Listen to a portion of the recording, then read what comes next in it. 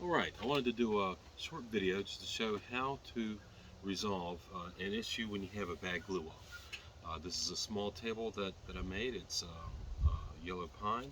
Unfortunately, even though I had used floating tenons to ensure that any warpage was um, resolved, I inadvertently put a unintentional warpage on the side here. And we'll so maybe you can see, let me do it at an angle, you can actually see that what I have done is created about a 16th, a little bit less than a 16th of an inch gap. And effectively what happened was during the cutting of the loose tenons, I inadvertently lost a little bit of space on the plate that I was referencing it again. And so with something like this, probably the best or easiest thing to do would be to go ahead and cut right along that seam. Now, it seemed like a lot of extra work was cut it, create the tenons in order to keep my wood from shifting, and there's a reason for that. Normally I would just do a glue up, but this wood, once I had cut it, I had decided to try and come out of it on its own. And so I'm using the tenons to try and minimize the amount of sanding down that I have to do. So you know, I could just sand over and live with it.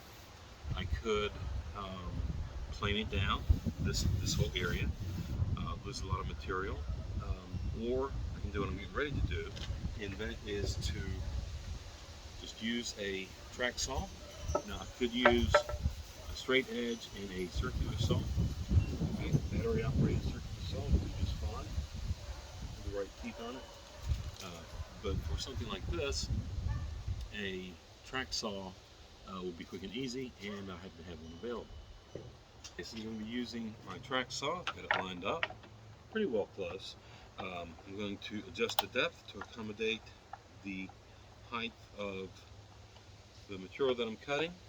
Make sure it's all on there. And what I'll do is I'll plunge down, run through. Now because I am actually ripping two pieces that are going to be going back together, if there is a slight angle one way or the other, I can use the reference lines that I already have on this piece of wood and make sure that the two mirrored cuts go back together. So this tool is actually good at cutting a good 90-degree angle, but it's not something that we have to worry as much about. Here we go.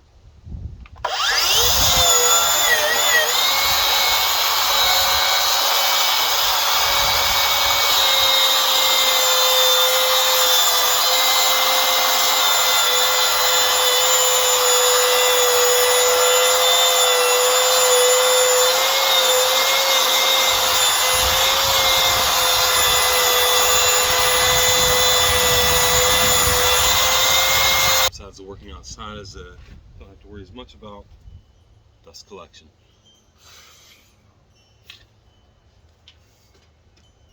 So for this project, the new cut is made. I will have to go back and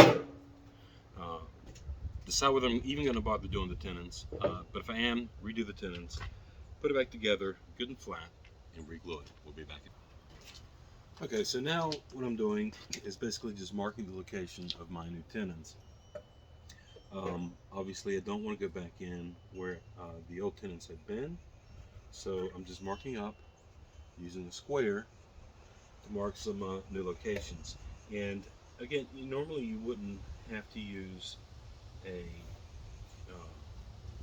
floating tenon, a biscuit, or pocket holes to try and keep something like this straight, but because some of this wood wanted to bow, some of it was good and straight, I decided to use the floating tenons as a way of basically just holding everything in shape while the glue dried.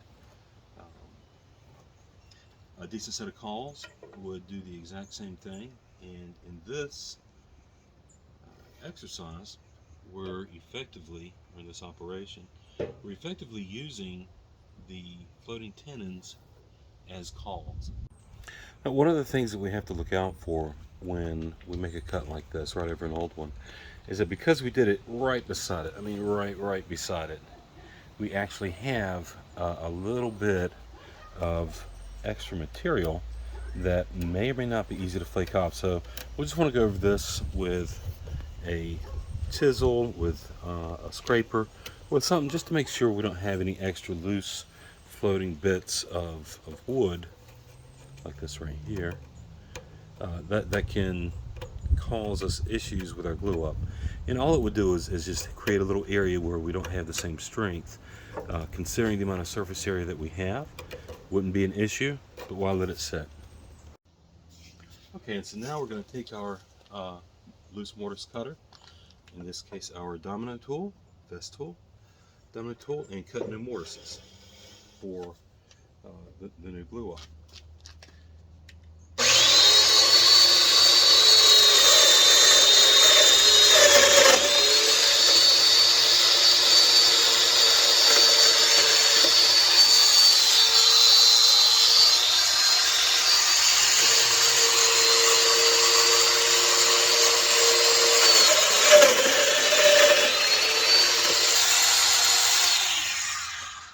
Alright, that's one side. Now we're going to cut the other side, the side that this is going to face up to. When I did this one, all of the mortises were cut to the exact same width. Okay, and whether you're using a loose tenon like I'm using here, dowels, biscuits, what we want to do is have one side that is fixed, two references that are completely fixed, and the on the opposing face, we're going to cut the other three just a little bit wider. And part of the reason being is that we're not looking to keep it from shifting left and right. The clamps is going to keep that from happening. What we're looking to do is make sure that while the glue is drying, it's not moving up and down. So it doesn't matter if there's a little bit of extra space on the left and right side of the tenon. We're looking to keep it from moving up and down, which is what we're getting ready to do right now. So we'll get that one out of the way. Normally we have to have a hose hooked up to this. I say normally, always you have to have a hose hooked up to this. But for this demo, we're doing it out in the yard, and I can pretty much just shake all of the loose sawdust out as soon as it appears. Alright, so just make sure we are in fact cutting on the right one. Line up our domino cutter, turn it on. This one's cut. Drop all the extra sawdust. And make sure our reference is in place because that's what messed us up the first time. And cut.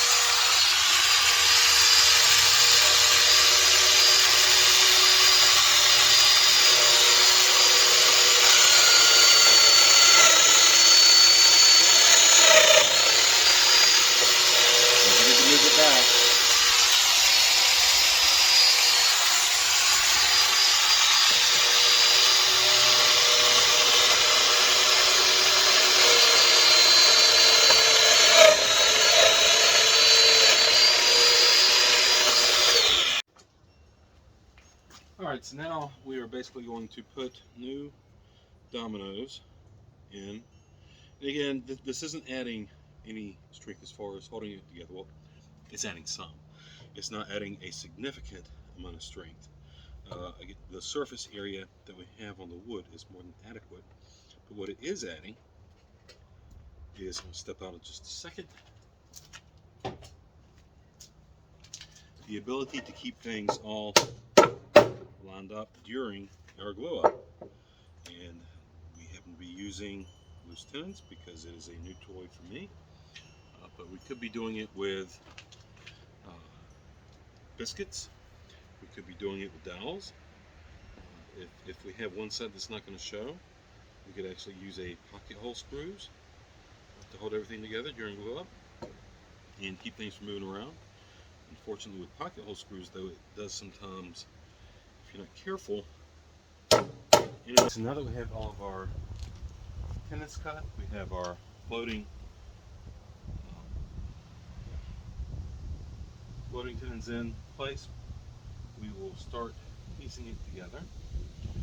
If you remember, I had said before, one of the advantages of doing it like this is that we have a good tight fitting pin on the end and loose ones in the middle, tight fitting on the end.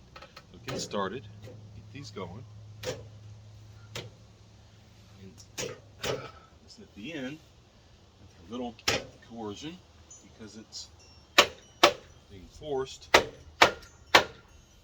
to go on straight and flat. And what it's wanting to do is keep a little bit of a bow. Tenon says no, you're not going to keep that bow. All right. Now for the fun part, clamping it up. All right.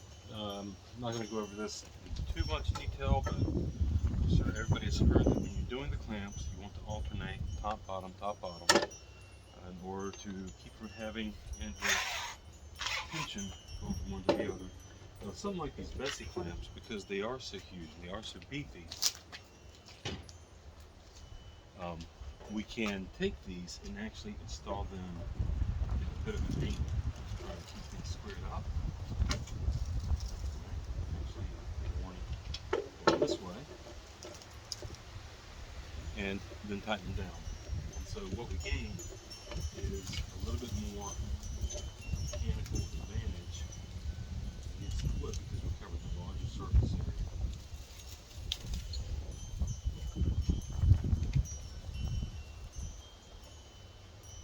Did that side. Of course, it would be nice to have nothing but a huge rack of these Bessie clamps.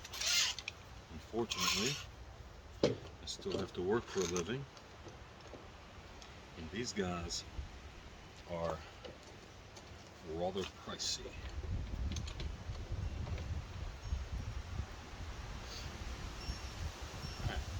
And when we're gluing up like this, what we're looking for is at least a little bit of glue squeeze out along the way. Go under on this one. Alternating. So as long as we're getting just a little bit of squeeze out, unity right there, then we should have good adhesion.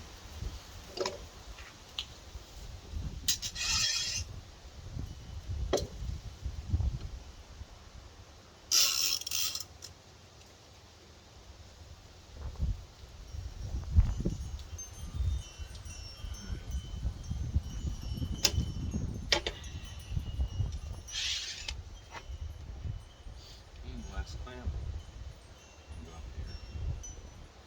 Quite the assortment of clamps. Thanks for watching. If this video has offered any entertainment or hopefully some advice in showing how to fix a bad glue up, then please click like. If you want to see more videos like this, please click subscribe. Thank you.